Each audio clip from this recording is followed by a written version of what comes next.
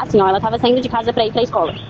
Aí parou um carro, um Celta prata de 4 portas, na casa do lado, assim, da minha casa, na casinha amarela ali, bem do lado da minha casa. E ela já tava indo em direção à escola que dá na rua lateral ali de casa. No que ela olha pra trás, ela vê esse homem descendo do carro e vindo em direção a ela. Só que ela não achou estranho, né? Pensou outra coisa. Do nada, ela sente o cara abraçando ela por trás e deu um beijo no canto da boca dela, assim, por trás mesmo.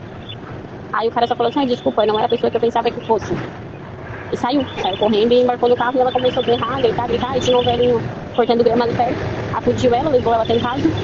Aí meu marido já atendeu ali, aí na frente de casa ele tem o Francisco, ele é policial. O Thiago pediu pra puxar ali nas câmeras, né? Pra ver o que tinha acontecido realmente. E o modelo do carro. Aí essas imagens já tá na mão da Polícia Militar. E eu já registrei um boletim de ocorrência online também. Aí agora é com ele. E daí dá pra puxar a câmera certinho pra ver o horário que esse carro entrou ali no bairro, sabe? Porque só deu tempo de ela sair de casa pra ir pra escola. Foi ali na base de uma 7h25, por ali 7h30.